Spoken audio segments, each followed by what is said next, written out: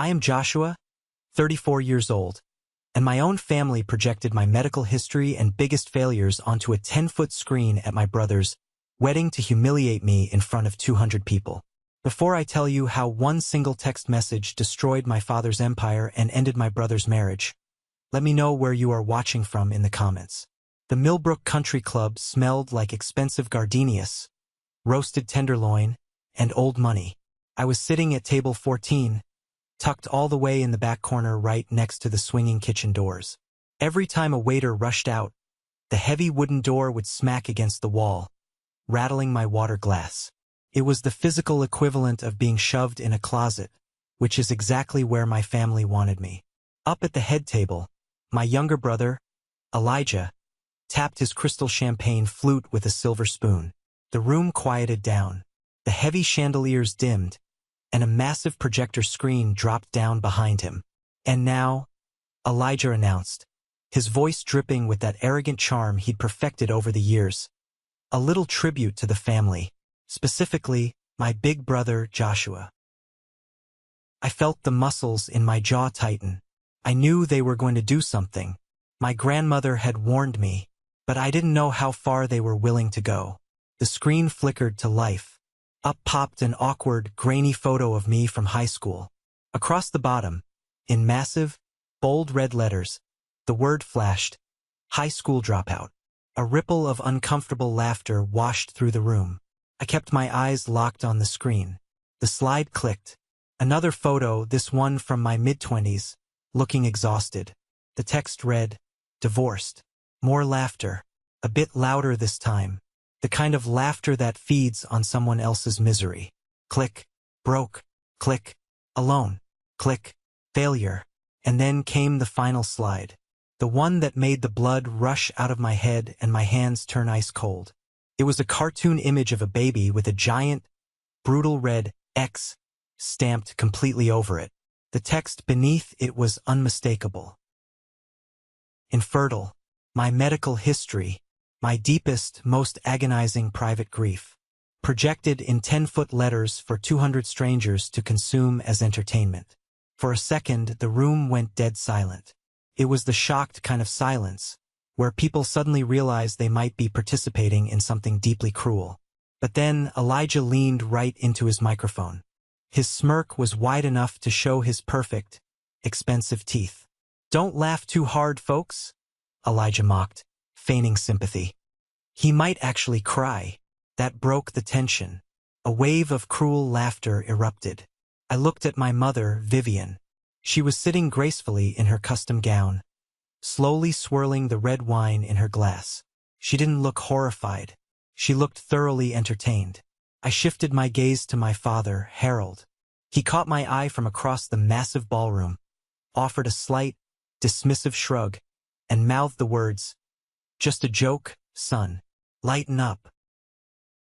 I didn't cry. I didn't yell. I didn't flip my table. I just reached into my jacket pocket and pulled out my phone.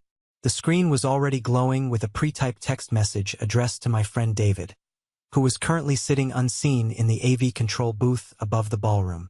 The message was exactly one word: begin. I pressed send. I slipped the phone back into my pocket. And I waited, because what they didn't know was that I hadn't come to this wedding as a victim. I came as an architect, and I was about to dismantle their entire lives. To understand how we got to that ballroom, you have to understand how a father decides to throw his 18-year-old son away like garbage. It was a rainy Tuesday night. I was a senior in high school, sitting at our polished mahogany kitchen table.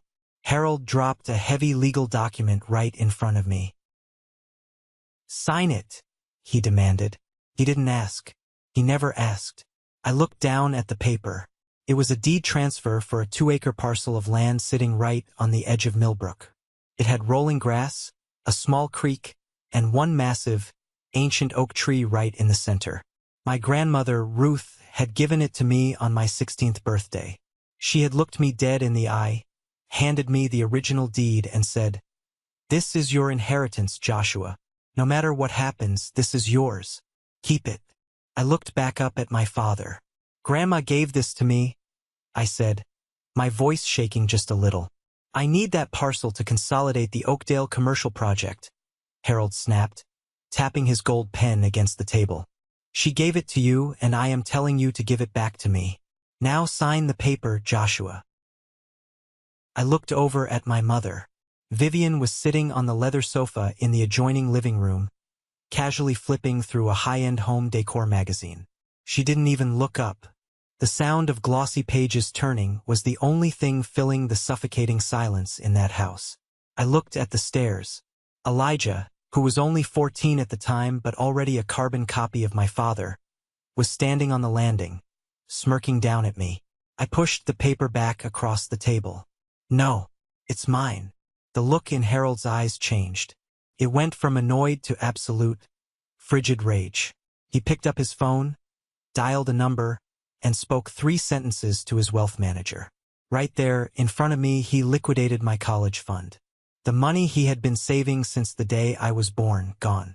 Rerouted into his corporate account. You want to be a man? Harold said, leaning over the table so close I could smell the scotch on his breath. Be a man. You walk out that door tonight, you never come back. You get nothing from me. Ever. I didn't argue. You can't argue with a brick wall. I went upstairs, packed exactly 1 canvas duffel bag with my clothes, and grabbed the keys to my beat-up 1998 Honda Civic. When I walked out the front door, the rain was coming down in sheets. I had $43 in my checking account. I was completely terrified, but as I started the engine and drove away from that massive, suffocating house, the only thing I felt was a strange, hollow sense of clarity. They didn't love me. They only loved what they could control. The next day, Harold told the neighbors and his country club buddies that I had dropped out of school, gotten involved with a bad crowd, and run away, breaking my poor mother's heart. In a town like Millbrook, where my father's wealth bought the truth, his version of the story was the only one that mattered. He branded me a failure before my adult life even started. I was the family disgrace, and for a long time I actually believed it. The reality of being 18 and homeless hits you the hardest around 3 in the morning, when the cold seeps through the floorboards of your car and your bones ache from sleeping in the driver's seat. For the first 3 weeks, my Honda Civic was my bedroom, my dining room, and my closet. I parked in the far corners of 24-hour supercenter parking lots, praying the security guards wouldn't knock on my window. I got a job working the graveyard shift at a grimy gas station just off the interstate. I spent my nights mopping floors that smelled permanently of bleach and stale beer, ringing up truckers and counting out pennies for my own meals. Every morning, I would wash my face in the rusted sink of the station's public bathroom, staring at my bloodshot eyes in the scratched mirror, promising myself that this wasn't going to be the end of my story. Since I had been forced out of high school just months before graduation, the very first thing I did with my gas station paychecks was pay for a GED prep course. I studied at the counter between ringing up customers. I read history and math textbooks under the flickering fluorescent lights until my eyes burned. I got my GED. Then I enrolled in the local community college. To pay for tuition, I picked up a second job waiting tables at a diner where the grease seemed to permanently attach itself to my skin. I took 18 credits a semester. I didn't go to parties. I didn't have weekends. I just worked, studied, and slept.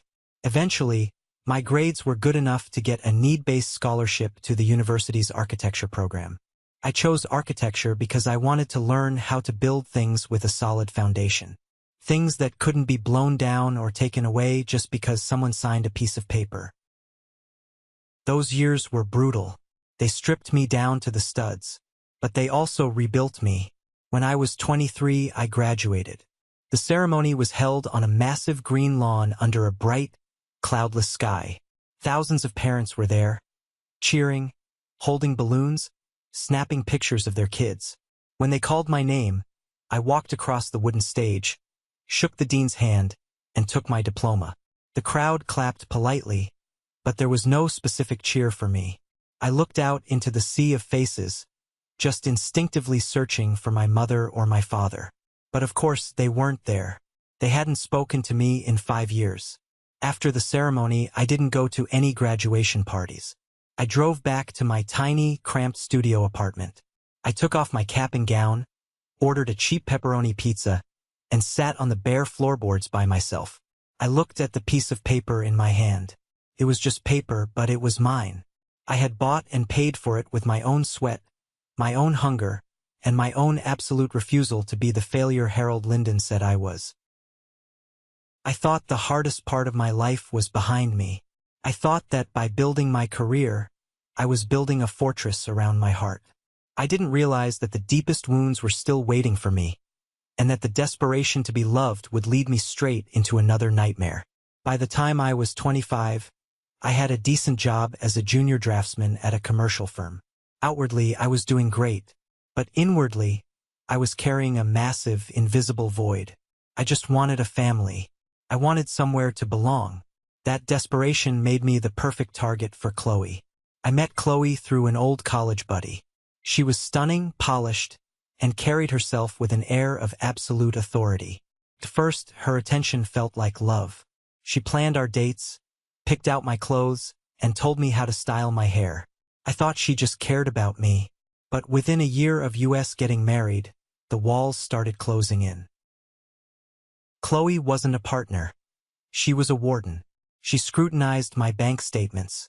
She alienated me from my coworkers by throwing fits if I stayed late at the office. If I didn't answer a text within 5 minutes, my phone would blow up with accusations. I had married a younger, female version of my father. I was trapped in a glass cage, walking on eggshells in my own home. The final straw came when we started trying to have kids. Chloe was obsessed with the idea of a perfect family portrait. When a year passed with no success, she dragged me to a fertility clinic. I will never forget sitting in that sterile, white doctor's office. The specialist looked at my charts, sighed, and delivered the news. A severe medical complication from a childhood illness I'd never had properly treated.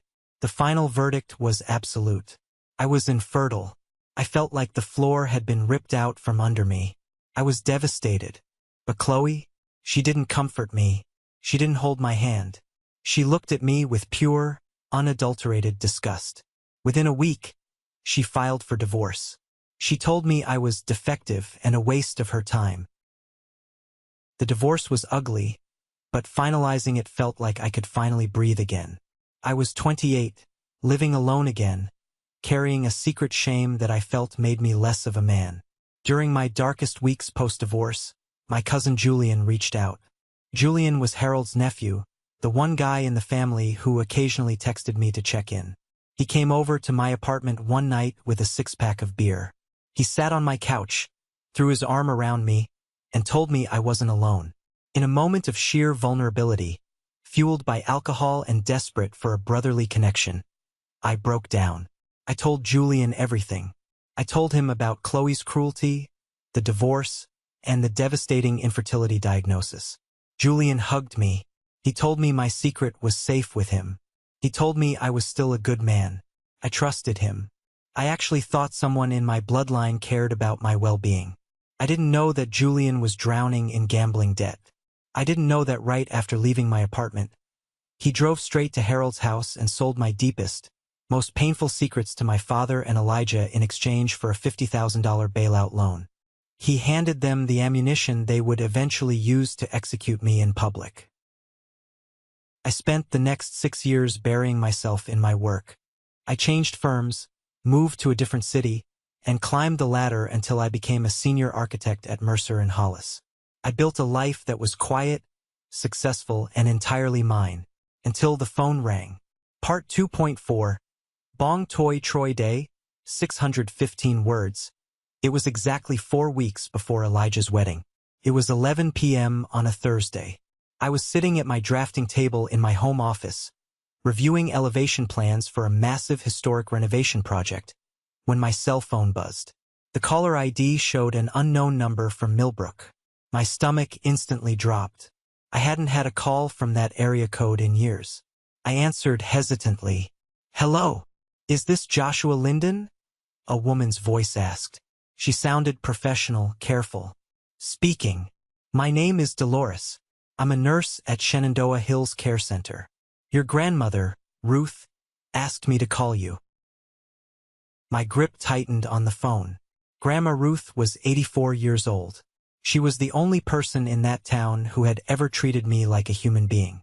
The only one who told me to keep that land. Is she okay? I asked, my heart hammering against my ribs. She's stable right now, Dolores replied, her voice softening. But she needs an extensive hip replacement surgery in 3 weeks. At her age, the anesthesia risks are significant. She has been asking for you every single day, Joshua. She cries for you. I closed my eyes. The guilt washed over me like a heavy tide. I hadn't seen her in 2 years. The last time I tried, I had sneaked into the facility, but someone tipped off Harold. He threatened to move her to a facility across the country if I ever showed my face there again. I stayed away to protect her. I'll be there tomorrow, I said instantly. Wait, Dolores interrupted, her tone dropping to a hushed whisper. Joshua, there are strict instructions at the front desk. Your father put you on the banned visitor list. But he left a message. He told the facility director that you are only allowed to see Ruth if you attend your brother's wedding first. It's his condition. The sheer cruelty of it took my breath away. Harold was using an 84-year-old woman facing a potentially fatal surgery as a hostage. He was using my grandmother as bait to drag me back into his circus, just so he could play the role of the benevolent patriarch who successfully gathered his whole family for a photo op. There's something else, Dolores whispered, sounding genuinely frightened. Your grandmother told me to warn you. She said Elijah and your mother are planning something for the wedding reception. Something aimed at you. She said they have a presentation. She wanted me to tell you to be ready. The line went quiet. I stared blankly at the blueprints on my desk. They weren't just demanding my presence. They were setting a trap. They wanted to drag the family failure out of the shadows, put him on display, and punish him for daring to survive without them. Tell her I'll be there, I said to Dolores, my voice turning to steel. Tell her I love her, and tell her not to worry. I hung up the phone. I looked around my quiet, beautifully furnished home. I looked at the framed architectural awards on my wall. I wasn't the scared 18-year-old kid shivering in a Honda Civic anymore. I wasn't the broken, divorced guy crying on a couch. I was a man who tore down crumbling structures and built strong ones for a living.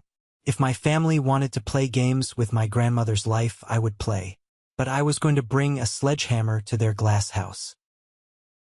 The next morning, I walked into the downtown offices of Mercer and Hollis. I poured myself a black coffee and went straight to my glass-walled office. I couldn't focus on the blueprints. The impending wedding and the threat against my grandmother were echoing loudly in my skull. I needed to think, but more importantly, I needed an ally. I looked through the glass wall and saw David. David was 36, a former Army IT specialist who now ran the tech infrastructure for our entire architectural firm. He was built like a linebacker, had the technical skills of a hacker, and was the most unflappable human being I had ever met. We had bonded over late-night server crashes and endless cups of terrible office coffee. He was the closest thing I had to a real brother. I knocked on his door frame. He pulled off his noise-canceling headphones. You look like you just watched a ghost burn down your house. What's wrong? I walked in, shut the door, and closed the blinds. I sat down and poured everything out. I told him about the ultimatum, the hostage situation with my grandmother, and the ominous warning about a presentation at the wedding reception. David leaned back in his chair, his eyes narrowing. He didn't offer empty platitudes. He processed the information like a tactical threat. So, you're walking into a public execution, David said flatly. If I don't go, he blocks me from seeing Grandma Ruth before her surgery. I have to go. Okay, David nodded, cracking his knuckles. Then you don't go in blind, and you definitely don't go in unarmed. If they are using a presentation, they're using projectors. If they're using projectors, they need an AV crew. David spun his chair around to his multi-monitor setup. His fingers flew across the keyboard. Within 10 minutes, he had pulled up the event schedule for the Millbrook Country Club. Look at this, David grinned, pointing at the screen. They outsourced the event tech to a local Millbrook AV company. And guess what? The company posted an urgent listing on a freelancer board 2 days ago. They are short-staffed for the weekend of your brother's wedding. They need a freelance board operator. I stared at him. David, you can't be serious. You'd spend your weekend in Millbrook doing tech support at a wedding? I'm not doing tech support, Josh, David said, his voice dropping into a serious, protective register. I'm running Overwatch. I am going to have direct access to the projector system, the soundboard, and every USB drive they plug into that computer. If they try to humiliate you, I'll have the kill switch right at my fingertips. He clicked his mouse, submitting his application with a fake local address and his very real, very impressive military tech resume. If they fire the first shot, David said, looking me dead in the eye, we make sure the barrel explodes in their face. 45 minutes later, David's phone rang. He was hired on the spot. We had our man on the inside. I felt the first real surge of adrenaline hit my bloodstream. I wasn't the scared kid anymore. I was a strategist, and I was bringing in the cavalry.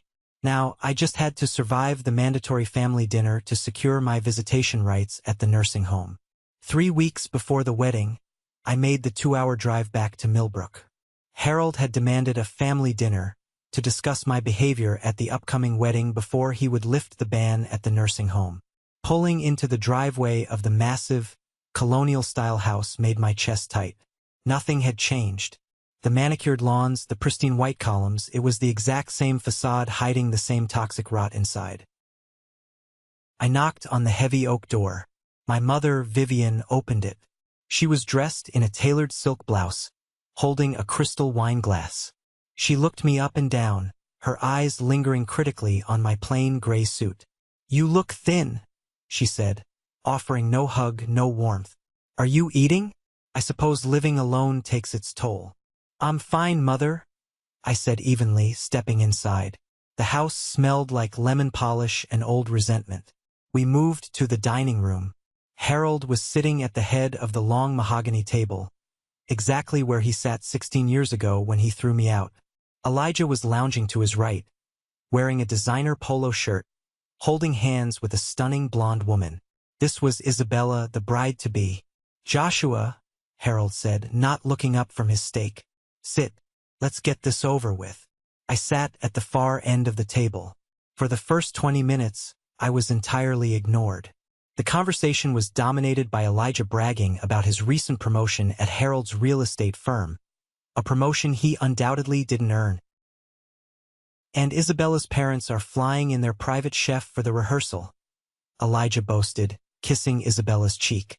"It's going to be the event of the decade. The Whitmore family doesn't do anything halfway." I froze with my fork halfway to my mouth. "Whitmore?" I looked at Isabella. "Your last name is Whitmore?" Isabella smiled politely, clearly having been told a dozen lies about the estranged, unstable brother. "Yes, my father is Richard Whitmore. My mother is Eleanor." Elijah let out a sharp, mocking laugh. "Don't act like you know them, Josh. They operate in a completely different stratosphere than whatever it is you do. What are you doing these days, anyway?" "Still drawing floor plans for strip malls." I looked at my brother. I looked at my father, who was smirking into his wine glass. They truly believed I was nothing. They had spent 16 years convincing themselves that casting me out had ruined me. "I manage fine," I said quietly, taking a bite of my steak.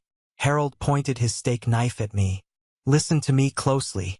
The Whitmore family is old money. They are bringing millions in investments into this town. If you do anything to embarrass us at this wedding, if you talk about your sad little divorce, or if you bring up your medical shortcomings, I will make sure you never see your grandmother again. Do you understand me?" The cruelty was so casual it was almost breathtaking. They really were going to use my infertility as a weapon. Julian really had sold me out. "I understand perfectly, Harold," I said, dropping the title of Dad. I didn't argue. I didn't defend my career. I just finished my meal, wiped my mouth, and left. As I drove back toward Richmond in the dark, my mind was racing. Whitmore. The name echoed in my head. Couldn't just be a coincidence. I needed to get back to my office. Fast. I didn't go home. I drove straight back to the Mercer and Hollis building, badged in at 1 a.m., and booted up my workstation. The glow of the monitors illuminated my dark office.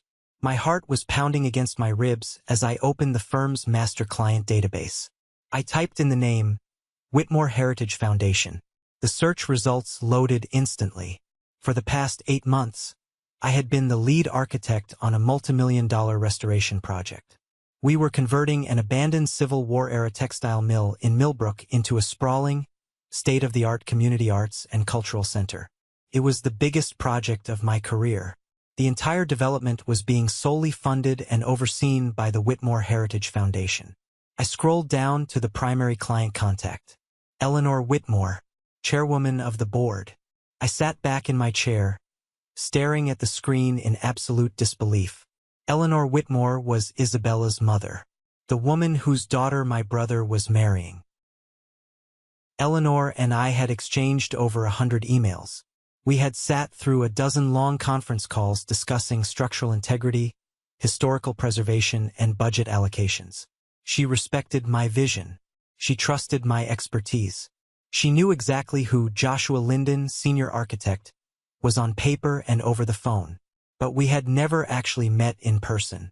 Our firm's partners handled the physical meet and greets, while I ran the project from the technical side. To Eleanor Whitmore, I was just a brilliant voice on a speakerphone and a signature on a blueprint. She had no idea what I looked like.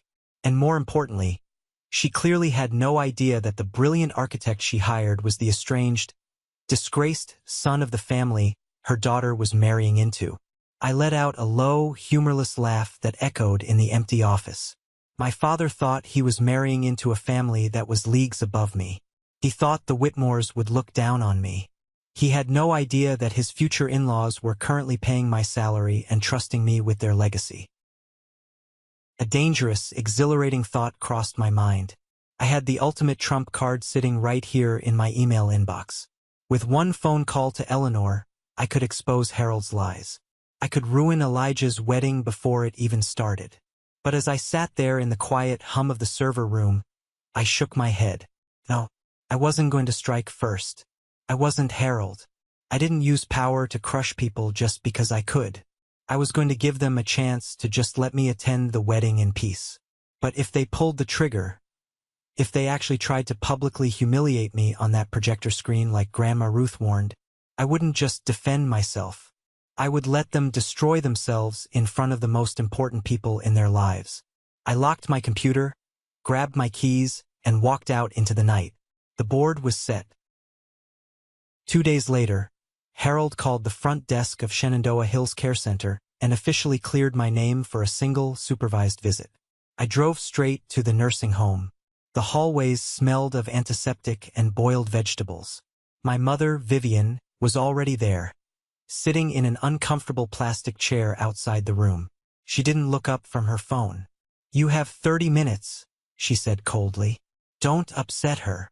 I pushed the door open. Grandma Ruth was sitting up in bed. She looked much smaller than I remembered. Her white hair was thin, and her hands trembled, but her eyes, those sharp, knowing eyes, were exactly the same. "Joshua," she breathed, reaching out with both hands. I sat on the edge of the bed and wrapped my arms around her. "I'm here, Grandma. I'm right here." She pulled back and studied my face, her thumb gently tracing my jawline. "You look strong. You look like a man who built himself." "I'm trying," I smiled, holding her frail hands. Her expression suddenly turned serious. She glanced toward the closed door, making sure Vivian wasn't listening. "Did Dolores warn you about the reception?" "She did," I whispered. "I'm ready for it. Don't worry about me."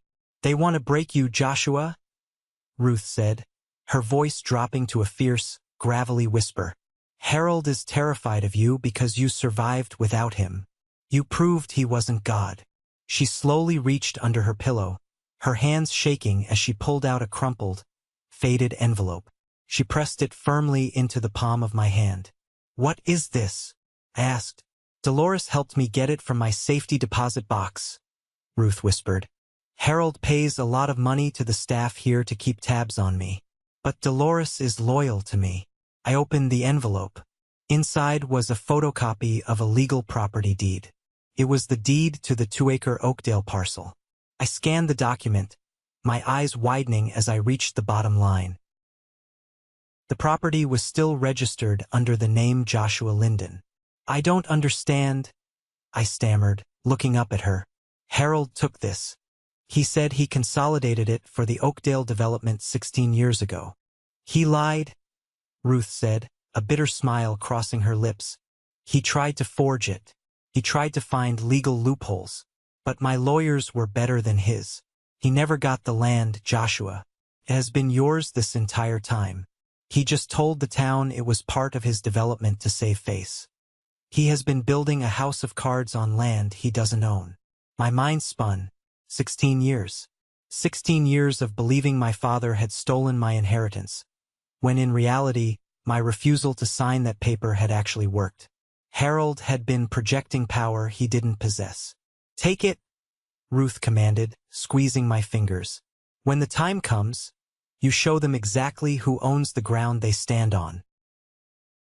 Before I could say another word, the door swung open. Vivian stood there, tapping her luxury watch. Time's up, Joshua. Say your goodbyes. I folded the deed, slipped it into my inside jacket pocket, and kissed my grandmother's forehead. I'll see you after the surgery, I promised. As I walked out of that nursing home, patting the pocket holding the deed, I realized I held two massive tactical nukes. The Whitmore connection and the Oakdale deed. The storm was coming, and I was holding the lightning. It was the Thursday night before the wedding. I was sitting at the kitchen island in my apartment, staring at my laptop screen. David was sitting across from me, a slice of cold pizza in one hand and a wireless mouse in the other. We were building my retaliation.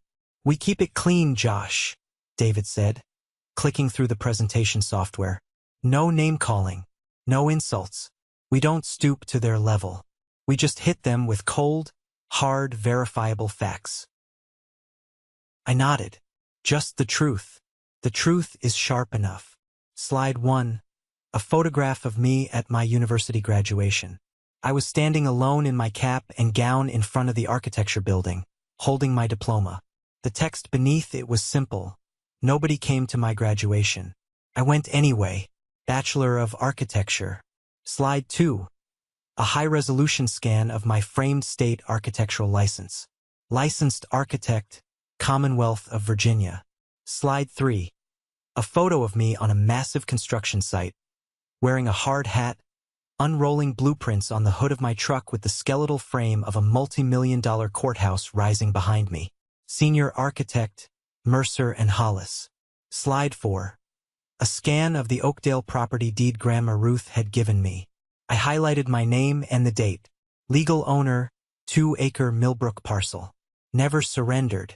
Okay, David said, taking a bite of pizza. That handles the dropout and broke narrative. What about the final slide? The big closer. I thought about the group chat message Grandma Ruth had warned me about. I thought about the sheer lack of empathy it took to mock a man's infertility. Make it a black screen with white text, I said quietly. David typed as I dictated. The measure of a family is not how they celebrate their best. It is how they treat their most vulnerable. David sat back and looked at the screen. He nodded slowly. It's a kill shot, Josh. If they play their garbage presentation and I override the system with this, there is no walking back. You are burning the bridge, the village, and the surrounding forest. They burned the bridge 16 years ago, David, I replied, staring at the screen. I'm just clearing the ashes. David exported the presentation onto a sleek black USB drive. He tossed it to me across the counter. I'll be at the country club at 8 a.m. on Saturday to set up the AV booth. I'll patch my laptop directly into the main projector feed. I'm giving you a dedicated phone number. You text that number, and my script automatically kills their feed and runs your slides. It'll take less than 3 seconds. I picked up the USB drive. It felt incredibly heavy for such a small piece of plastic. I pulled out my phone, opened a new message to the number David provided, and typed the word Begin. I'm not going to press it unless they force me to, I said, almost to myself. I'm giving them one last chance to be decent human beings. David looked at me with a sad, knowing smile. Josh, guys like your dad and your brother, they don't know how to be decent. They only know how to be loud. Make sure you're louder. I put the phone in my pocket.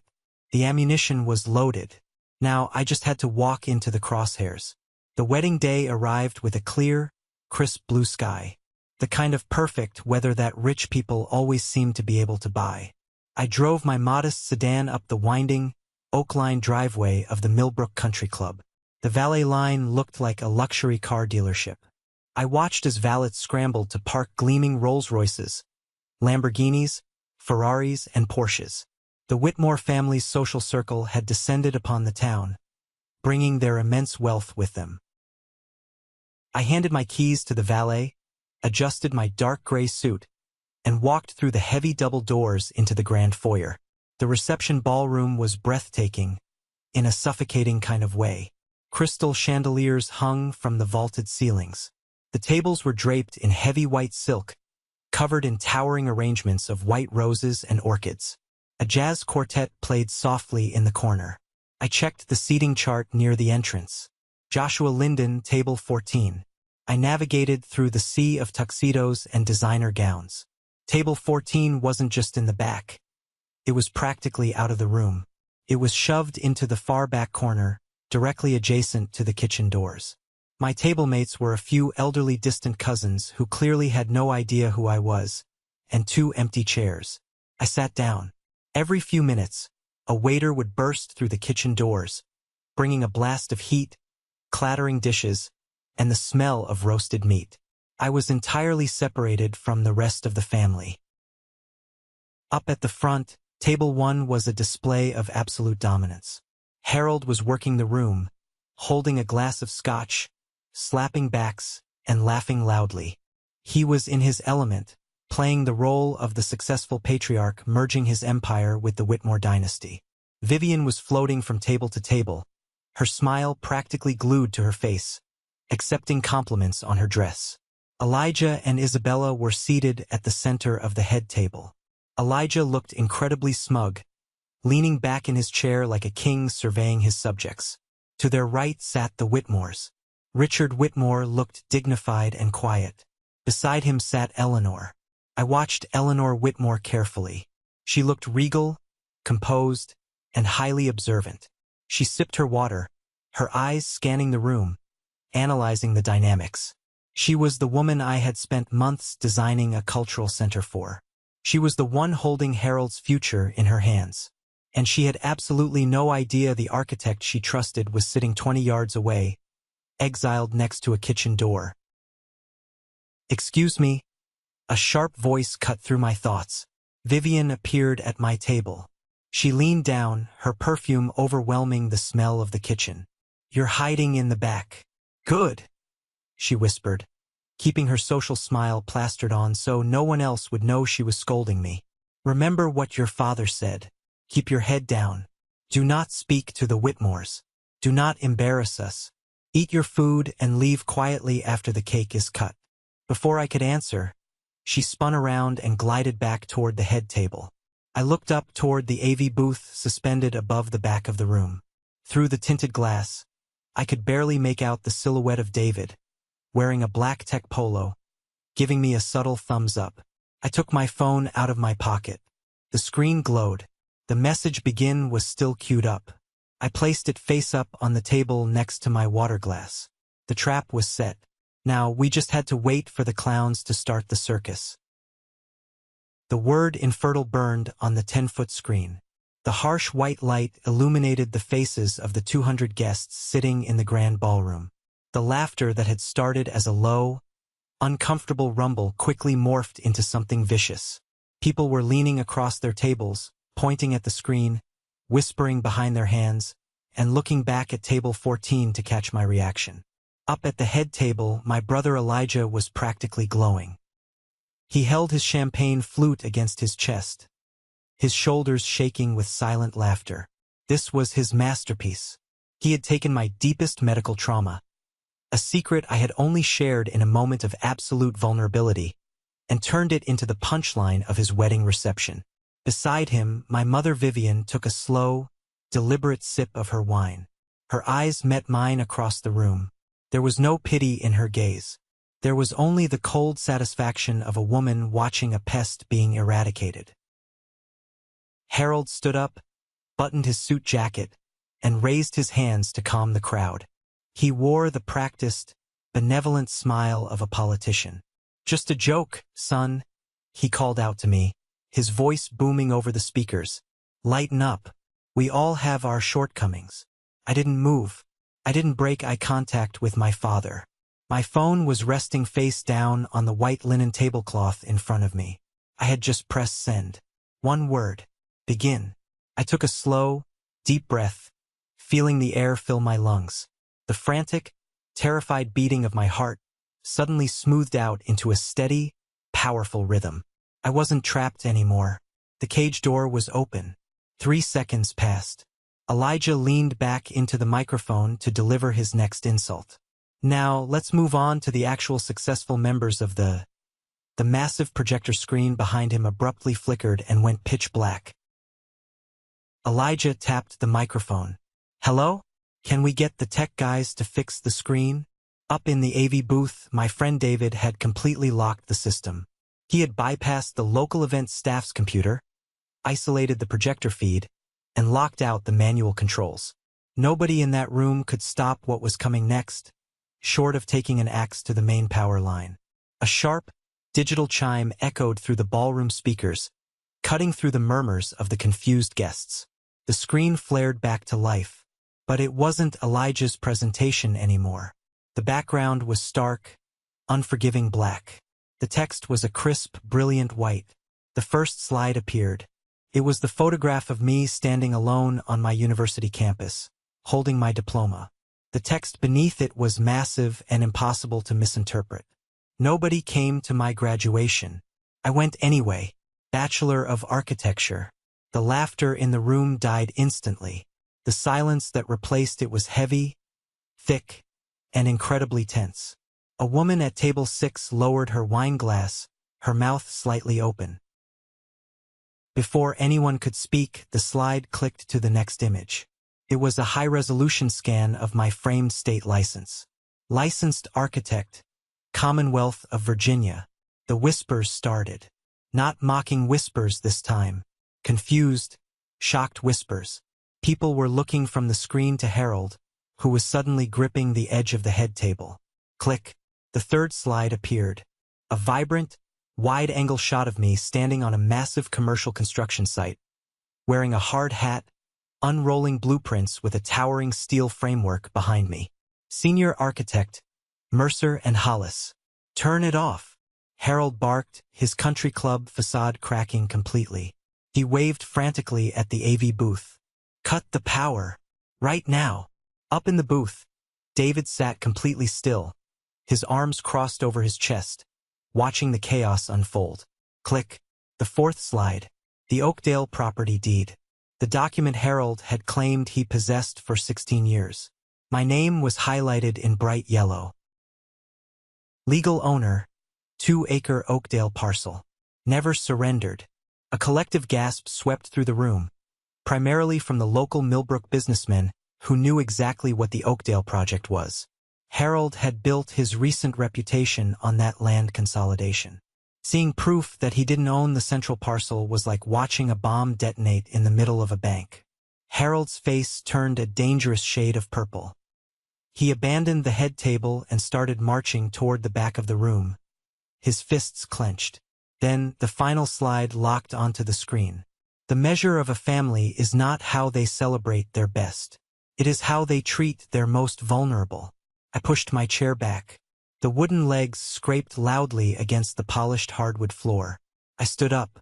I stepped out from behind table 14. I didn't shout. I didn't run. I walked at a steady, measured pace toward the center of the ballroom. The crowd parted for me like water. Harold intercepted me halfway down the aisle. He grabbed my arm, his fingers digging into my bicep. "You ungrateful little punk," he hissed, his voice trembling with sheer rage. "I will destroy you for this. You are ruining your brother's wedding." I looked down at his hand gripping my arm. Then I looked him dead in the eye. "Take your hand off me, Harold." Something in my voice, the absolute lack of fear, made him freeze. He slowly released his grip. "You spent 16 years telling this town I was a dropout," I said, projecting my voice so the surrounding tables could hear every single word. "You stole my college fund. You told everyone I was a broke failure. You let your other son put my medical records on a screen to humiliate me. You don't get to demand respect when you've spent a lifetime acting like a monster." "It was a joke," Vivian cried out from the head table, her voice shrill and desperate. She was clutching her pearl necklace. "Joshua, you are being hysterical. Stop making a scene in front of the Whitmores." At the sound of her name, Eleanor Whitmore stood up. The entire room seemed to hold its breath. Eleanor stepped out from behind the head table. She didn't look at Harold. She didn't look at Vivian. She walked straight toward me, her heels clicking rhythmically against the floor. She stopped 3 feet away from me. She looked at the giant screen displaying the Mercer and Hollis architectural logo, and then she looked at my face. "Joshua Linden?" Eleanor asked. Her voice was calm, but it carried an undeniable weight.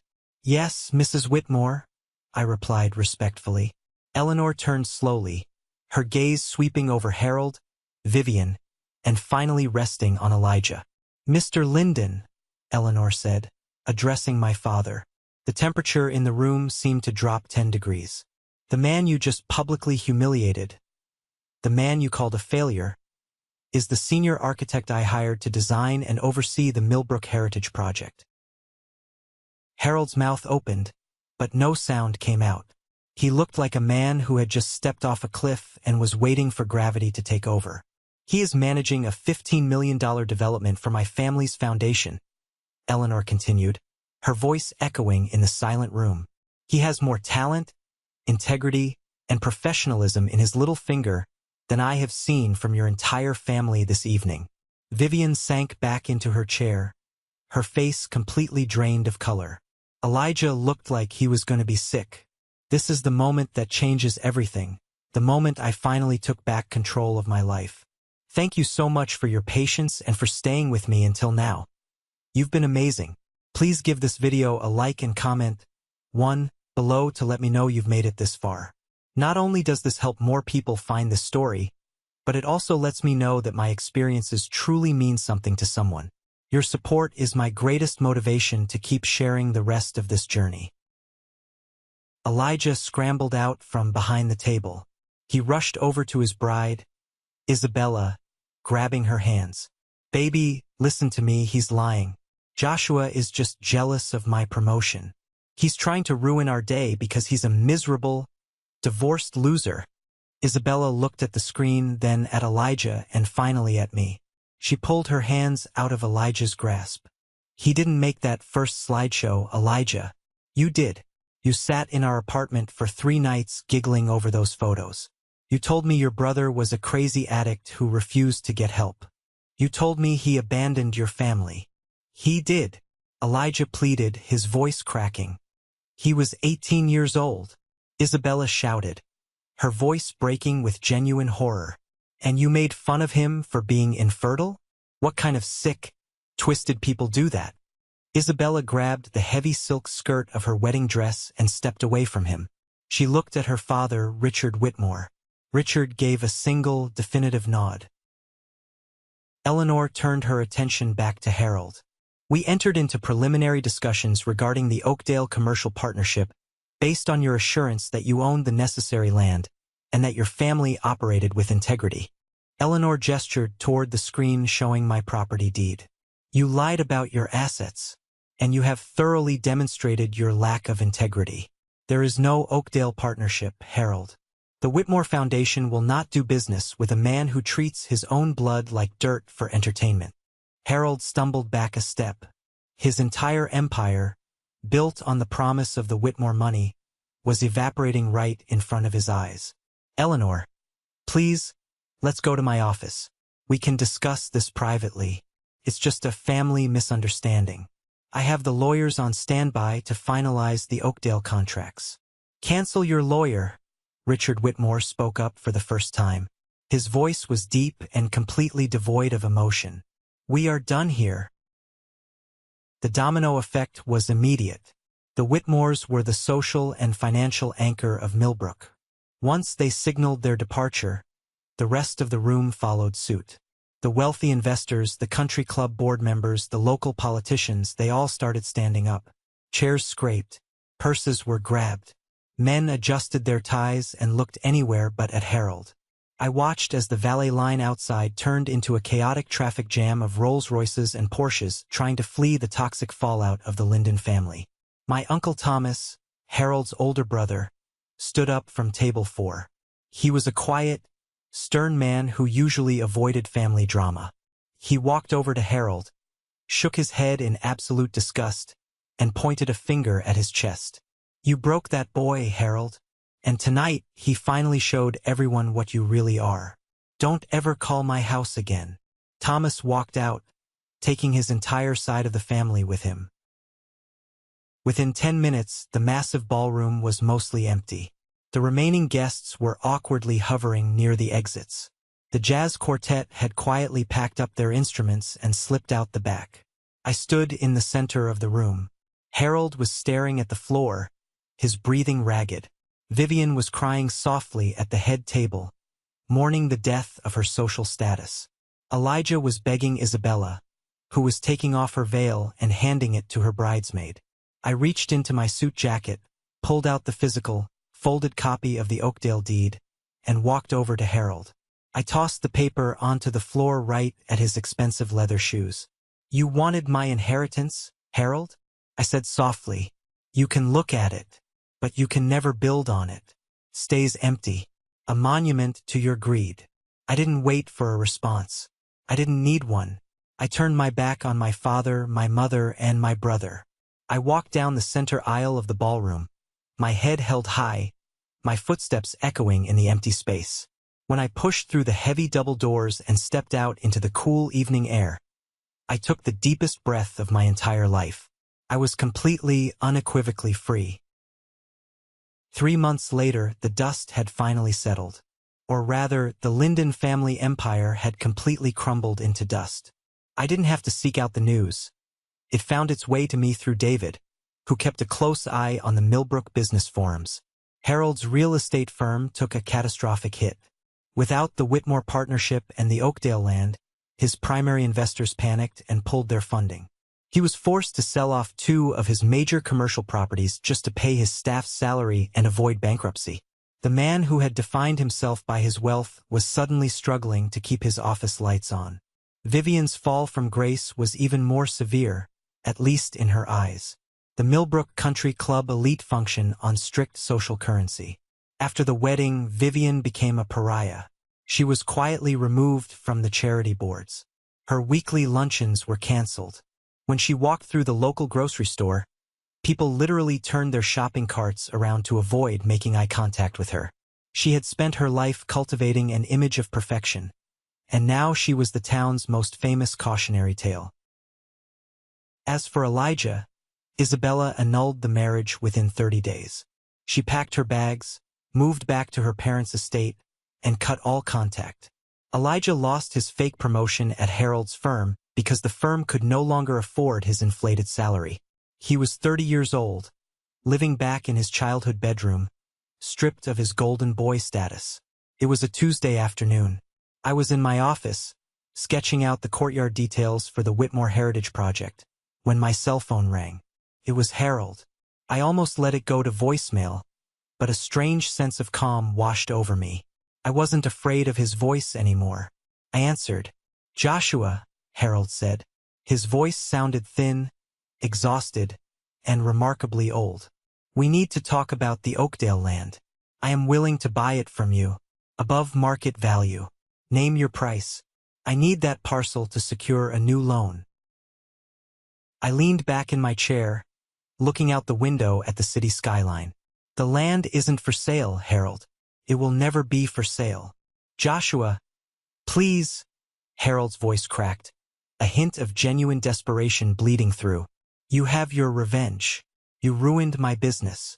You ruined your brother's life. Isn't that enough? Why do you have to be so stubborn? It's just a piece of dirt. It was just a piece of dirt 16 years ago, I replied evenly. But you chose that dirt over your own son. You made your bed. Now sleep in it. You wouldn't even know how to hold a grudge this long if it wasn't for Julian. Harold suddenly snapped, his anger flaring up to cover his panic. He told me you were broken. He told me about your divorce, about the clinic. He came to me asking for a handout, begging for money for a lawyer for his custody battle, and he sold you out to get it. He said you were weak. I just used the information he gave me. I stopped breathing for a fraction of a second. Julian, my cousin, the one guy who sat on my couch, drank my beer, and told me I was a good man. He hadn't just accidentally let my secret slip. He had weaponized my medical history and sold it to my father to pay his own legal fees. A year ago, that betrayal would have sent me spiraling into a deep depression. I would have questioned my own sanity and isolated myself from the world. But right now, sitting in my beautiful office, holding the blueprints of my own success, I just felt a profound sense of closure. Thank you for telling me that, Harold, I said quietly. What? Will you sell me the land? No, I'm never speaking to you again. Consider this a funeral for our relationship. I hung up the phone. I blocked his number. Then I found Julian's number in my contacts and blocked him too. I excised the last remaining pieces of the infection. My life didn't just move forward. It accelerated. The Whitmore Heritage Project broke ground the following month. Eleanor Whitmore and I stood side by side with silver shovels, smiling for the local press. She never brought up the wedding incident, treating me with nothing but the utmost professional respect. She judged me by my work, and my work was flawless. When the architectural firm evaluated my performance, they didn't just give me a bonus. The senior partners offered me a massive promotion, making me a junior partner in the firm. I had a corner office, a salary that allowed me absolute financial security, and a team of brilliant designers working under me.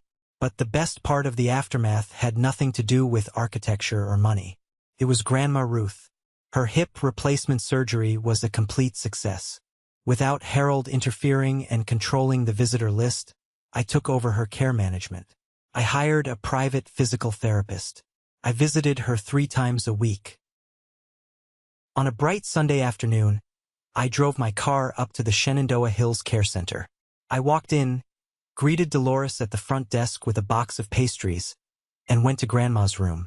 She was sitting in a sturdy armchair, dressed in a bright yellow sweater, waiting for me. Ready to break out of here?